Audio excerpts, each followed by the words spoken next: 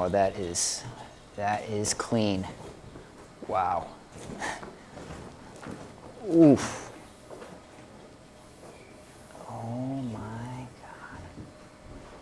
This is one of the cleanest cases I've ever seen. My name's Justin Kirchoff. I'm mainly a director and virtual production director. My first impression about the Aurora is that it is quiet. I was in a large spaced room, and when I first walked in, I couldn't hear it. And everything was on. I looked inside and it's running a really intense GPU. Usually when you have a big GPU, you get a lot of heat, and the hotter the computer gets, the less efficient it is. Well, this thing was blowing out cold air when I was running everything on the same timeline. It was beautiful.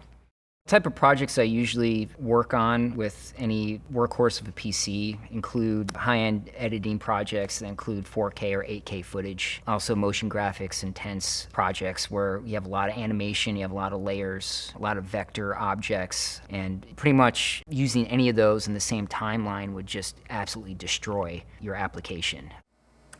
It's like instant RAM preview on 4K footage, which even like a year ago, this wasn't even possible. This was just a very short example of what I did, but just to showcase the power of what the Aurora could do, I was able to render out about 10 seconds of an 8K timeline with 5 clips in less than 10 seconds with effects. How fast this convert. It was instant. It's like, you can't do that on any other system that I've ever used.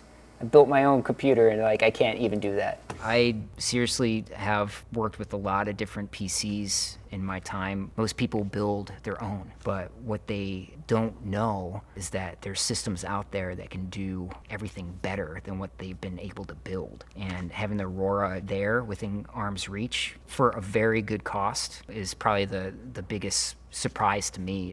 The Aurora knows how to allocate RAM better between 3 different really heavy intensive applications. So I had Premiere Pro open, I had After Effects, which is very RAM intensive, and I also had Media Encoder to render timelines out. Usually that bogs down the computer completely, but having all 3 of them open with effects on 4K footage in an 8K timeline and doing a round trip back and forth between After Effects and then rendering it all out, it didn't stop. The rendering on the Aurora was insane. I took 5 4K clips, all with effects on them, and I compressed them down to an H.265 file, which it just worked, and it was very fast.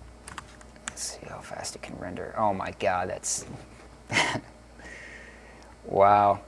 Yeah, that's